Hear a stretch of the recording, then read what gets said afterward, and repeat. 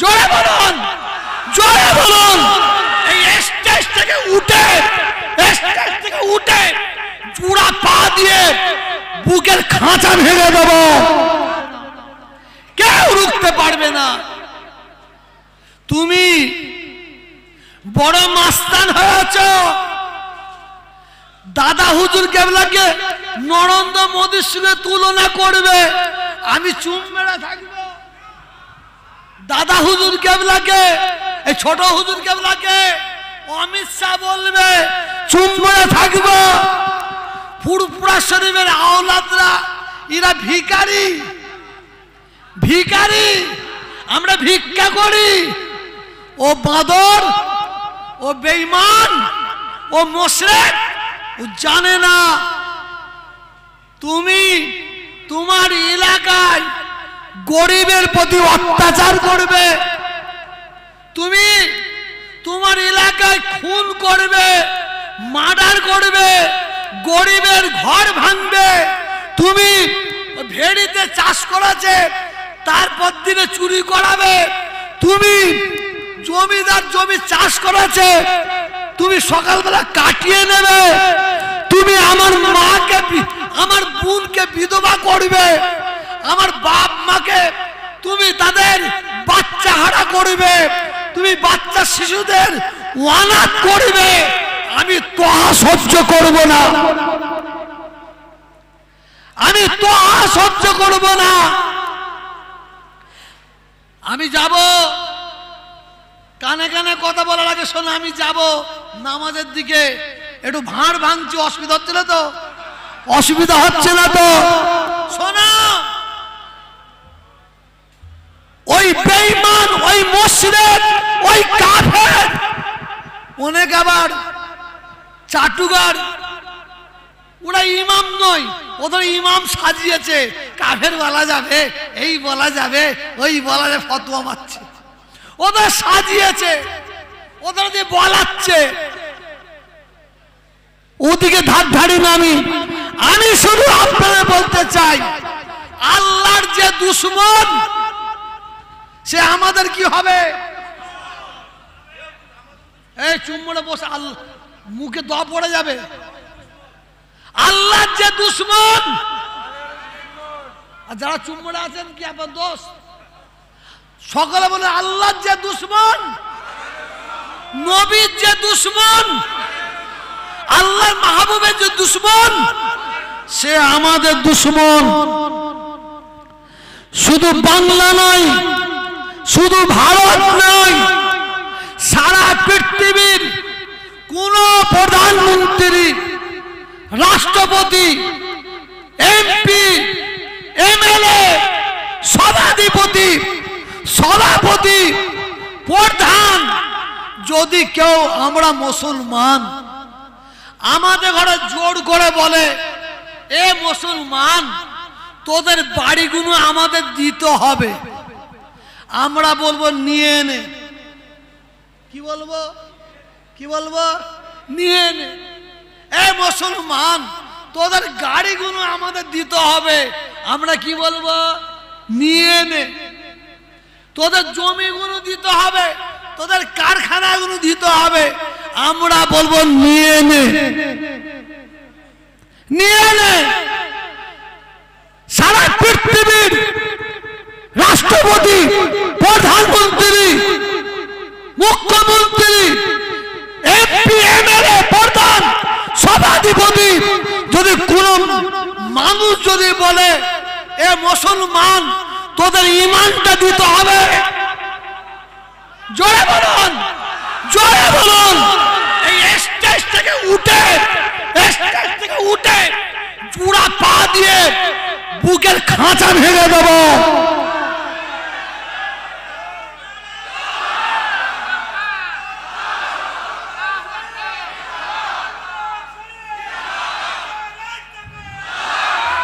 আমরা মুসলমান, আমরা মুসলমান, আমরা সব দিতে পারি, আমরা ঈমান দিতে পারবো না।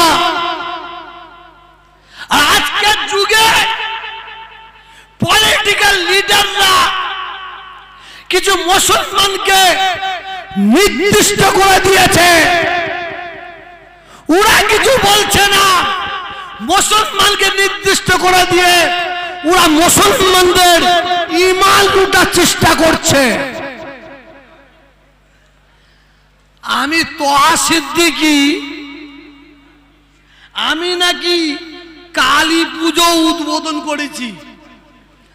আপনাদের বিশ্বাস হচ্ছে? অন্ধ ভক্ত হয়ে বলেন না তো, আপনাদের বিশ্বাস হয়? জোরে বলুন, জোরে বলুন। নাটা কেন? আমি লা ইলাহা ইল্লাল্লাহ মুহাম্মাদুর রাসূলুল্লাহ সাল্লাল্লাহু আলাইহি ওয়াসাল্লাম এই কলমার ঘরে জন্মেছি। আমি আল্লাহর বান্দা হয়ে পৃথিবীর জমিনে এসেছি। আমি নবীর উম্মত হয়ে পৃথিবীর জমিনে, আমি কুরআনের ঘরে জন্মেছি, আমি আজানের ঘরে জন্মেছি, আমি হাদিসের ঘরে জন্মেছি, আমি পীর আবু বকর সিদ্দিকী রাহমাতুল্লাহ আলাইহি তার আওলাদের আওলাদ হয়ে জন্মেছি। আমি পীর জুলফিকার আলী আশিকে রাসূল ছোট হুজুর কেবলার আওলাদ হয়ে জন্মেছি। মনে রাখবেন, আমার বাপের পরিচয় আপনারা জানেন, আর আমি নিজে চোখে দেখেছি আমার বাপের পরিচয়। আমার 14 থেকে 15 বছর বয়স, আমি নিজে দেখেছি আমার বাপের পরিচয় পেয়েছি। হুজুর কেবলা অসুস্থ হয়ে শুয়ে আছেন, 11 দিন অসুস্থ হয়ে শুয়ে আছেন। রাত 11:15টায় ইন্তেকাল করবেন। আমরা হুজুর কেবলার মাথায় গুড়াই বসে আছি। হুজুর কেবলা যখন ইন্তেকাল করছেন, নিজের চামড়ার চোখে, আমি নই, ভাইয়েরা, বোনেরা, মায়েরা চামড়ার চোখে দেখেছি। ছোট হুজুর কেবলা রাহমাতুল্লাহ আলাইহি ঠিক হাতটা তুলে বলছেন, জান্নাত, জান্নাত, জান্নাত, লা ইলাহা ইল্লাল্লাহ, লা ইলাহা ইল্লাল্লাহ, লা ইলাহা ইল্লাল্লাহ মুহাম্মাদুর। ইন্তেকাল হয়ে গেলেন। একটু জোরে বলুন, একটু জোরে বলুন। সেই রক্তের আওলাদ আমি তোহা, সেই রক্তের আমি আওলাদ। আজকে তুমি পুজো করছো, ঠাকুরের কাছে গিয়ে গড় করছো, তিলক নিচ্ছ, তুমি ঢোল বাজাচ্ছ, ঢোল ঢাল। তোমাকে আবার একজন পুজো করছে, তুমি ওইটা চাপা দিবার জন্য আমার দিকে আগুন বেরিয়েছে। জগৎ বাল্লকপুর একটা বস্ত্র বিতরণ অনুষ্ঠানে গিয়েছিলাম, একটা বস্ত্র কাপড় বিতরণ অনুষ্ঠানে ছিলাম আমি আর মুকুর রায়। সেখানে একটা ফেতে কেটেছি বস্ত্র বিতরণ অনুষ্ঠানে, সেইটাকে কাগজে লিখেছিল কালী পুজো। সঙ্গে সঙ্গে প্রোটেস্ট করেছি, আবার তার জবাবও দিয়েছে। কোন একজন আমাকে বলেছিল, তুমি তো কালী পুজো করো, এই কালী পুজোর কি বলে উদ্বোধন করেছ। আমি তাকে বলেছিলাম, আমি যদি কালী পুজো উদ্বোধন করি, আমি আমার বউকে 3টে তালাক দেব। আর তুই বল, তুই যদি মিথ্যা বলিস, তোর বউকে 3টে তালাক দিবি? সেই থেকে সে আর আওয়াজ করেনি, সে আর আওয়াজ করেনি, চুম্বড়ে গেছে। আসুন, খুব মনোযোগ দিয়ে শুনুন, খুব মনোযোগ দিয়ে শুনুন। আমি বাংলার মানুষদের উদ্দেশ্য করে বলছি, রেকর্ডিং হচ্ছে। আমরা মমতা ব্যানার্জির বিরুদ্ধে নই, বিরুদ্ধে নই। 34 বছর বামফ্রন্ট সরকার ক্ষমতায় ছিল। 21, 22, 23 সালে সব 3 দিনে কম করে 30 লক্ষ মানুষ আসতো। বাদ দেন 10 লক্ষ, বাদ দেন 20 লক্ষ মানুষ আসতো। 34 বছরে এই বামফ্রন্ট সরকার লক্ষ লক্ষ মানুষের জন্য এক গ্লাস পানির ব্যবস্থা করেনি, একটা আলোর ব্যবস্থা করেনি, রাস্তাঘাট কুকুর চলতে ভয় করত। আজকে সরকার ক্ষমতায় এসেছে, শুধু ফুরফুরা শরীফ নয়, বাংলার উন্নয়ন করেছে, এটা তো অস্বীকার করা যাবে না। যদি অস্বীকার করে আমার চেয়ে বড় বেঈমানি কিছু নয়। উন্নয়ন করেছে বলতে কি অসুবিধা আছে? তবে এই সরকার দীঘায় জগন্নাথ মন্দির করেছে, করুক, আমার হিন্দু ভাইদের জন্য করুক, আপত্তি নাই। ওই দীঘায় 40% মুসলমান যায়। আমি মমতা ব্যানার্জিকে আমি বলেছি, ববি হাকিমকে বলেছি, মলয় ঘটককে বলেছি, অরূপ বিশ্বাসকে বলেছি, মন্দির করেছেন, আমাদের আপত্তি নাই। কিন্তু ওয়াকাবের সম্পত্তি দিয়ে, ওয়াকাবের অর্থ দিয়ে ওই দীঘায় একটা মসজিদ করা হোক, এই দাবিটা আমার ভুল বলা হয়েছে? একটু জোরে চিল্লে বলুন। হিটকো রাজারহাটে 13টা মন্দির করা হয়েছে, 13টা মন্দির করা হয়েছে। আবার একটা হচ্ছে কয়েকশো কোটি টাকা দিয়ে। হোক, আমার হিন্দু ভাইরা পূজা পার্বণ করুক, আনন্দ করুক, এতে আমাদের হিংসা নাই। কিন্তু আমি দাবি রেখেছি ওই হিটকো জমির উপরে ওয়াকাবের সম্পত্তি দিয়ে একটা মসজিদ করা হোক।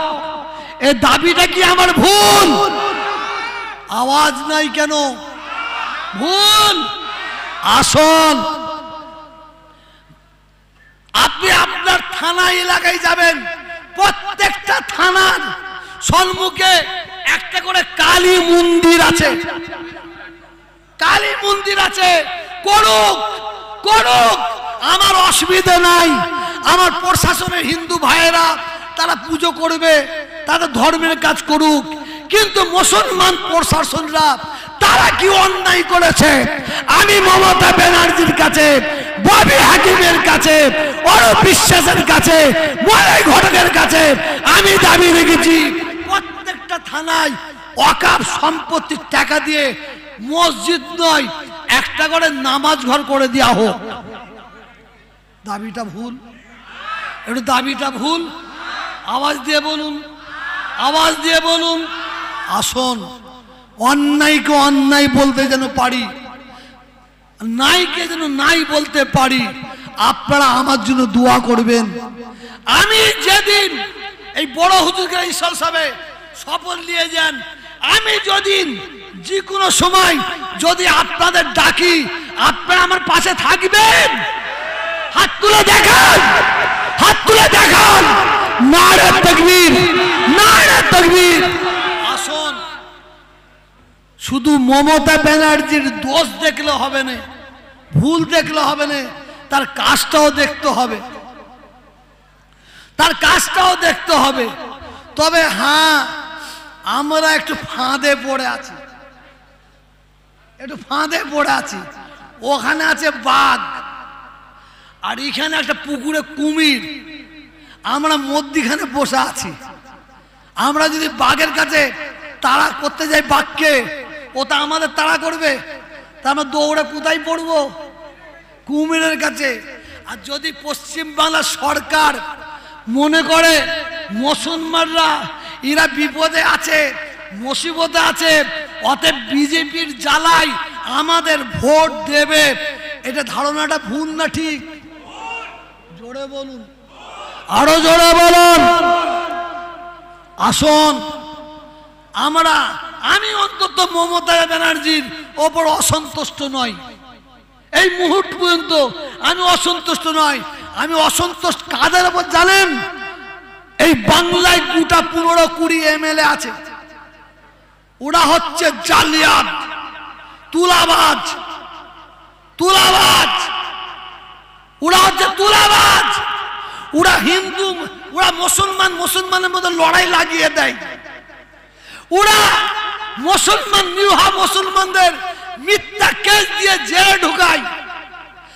আমরা হচ্ছি ওদের বিরুদ্ধে, ওদের বিরুদ্ধে। মনে রাখবেন, এবারে বাংলায় ভোট হোক, অসুবিধা নাই।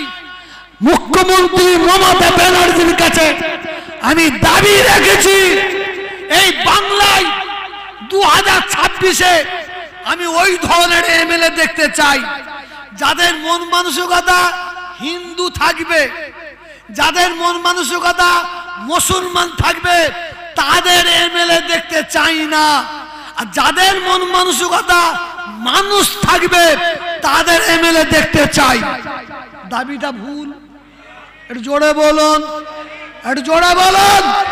আমি মমতা ব্যানার্জির কাছে এবারে দাবি রেখেছি, এবারে 2026-এ সংখ্যা অনুযায়ী মুসলমানদের 90 থেকে 100টা প্রার্থী করতে হবে, 100টা প্রার্থী করতে হবে। তা বলে ওই বেঈমানের মতন প্রার্থী নয়, ওই মুশরিকের মতন নয়। আমরা যাদের মধ্যে মানবতা থাকবে তাদের মতন এমএলএ চাই। আপনারা আমার সঙ্গে একমত? জোরে বলুন একমত। শোনেন ভাই, একটু আপনারা থাকবেন আমার কাছে মনে হয় না, কেন মুসলমান তো এরা খুব সুবিধাবাজি হয়ে গেছে। দরবারে বসে আপনারা আল্লাহকে সাক্ষী রেখে বলুন তো, আপনারা আমার পাশে থাকবেন?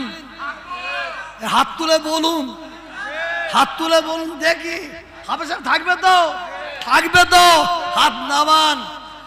যে তোহা সিদ্দিকী 34 বছরের শেকড় তুলতে পারে, সেই তোহা সিদ্দিকী 15 বছরের শেকড় তুলতে পারবে না? পারবে না। আমরা এই সরকারের শেকড় তুলতে চাইছি না, চাইছি না। এখন পর্যন্ত আমরা কি তুলতে চাইছি? এই সরকারের গাছের উপরে কিছু আছুলা গাছ হয়েছে, ওই বেঈমান গুলোকে সরাতে চাইছি। বড় হুজুর কেবলার ঈশ্বরের সব এসে প্রশ্ন থাকতে পারে, এখানে এইসব আলোচনা কেন? এরা বলে কারা জানেন তো? মুনাফেকরা। এই হাজার হাজার মানুষকে পেয়ে আমি যে বার্তাটা দিচ্ছি আজকে, কালকে এত লোককে পাবো? কালকে এত লোককে পাবো? পাবো না। অতএব 2026-এ আপনারা কাকে ভোট দেবেন? আমি যাকে বলবো তাকে দেবেন। হ্যাঁ, আপনারা দেবেন? এখানে আওয়াজ কম, এই তো বলছেন পাশে আছি। দেবেন? আমি যাকে বলবো হাত তুলে দেখান। মাশাআল্লাহ, হাত নামান। আমি বলবো আপনার এলাকায় যে এমএলএ, যে এমপি, যে প্রধান, যে সভাধিপতি আপনার এলাকায় ভালো কাজ করেছে তাদের ভোট দেবেন। আর যারা মিথ্যা করে কেস খাইয়েছে, 2 নম্বর করে ঘর দিবার নাম করে টাকা ঝেড়েছে, তাদের ঘরে কোমরে লাথি মেরে পানিতে ফেলবেন। পারবেন তো? দোষ আল্লাহুম্মা।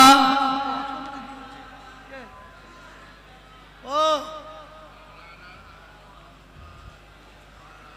আরে চা না না, হ্যাঁ যে কোনো চাল। ভাই শরীর খুব অসুস্থ, খুব অসুস্থ। আপনাদেরকে দুয়ার ভিক্ষা চাইছি, দোয়া করবেন। আমি আর বক্তব্য বাড়ালাম না, না বক্তব্য বাড়াবো না। শুধু একটা কথা ছেড়ে দিয়ে চলে এসেছিলাম, ছেড়ে দিয়ে এই লাইন থেকে এই লাইনে গেছি। আপনাদের মনে আছে কিনা জানি না। ও আকিমুস সালাত, আল্লাহ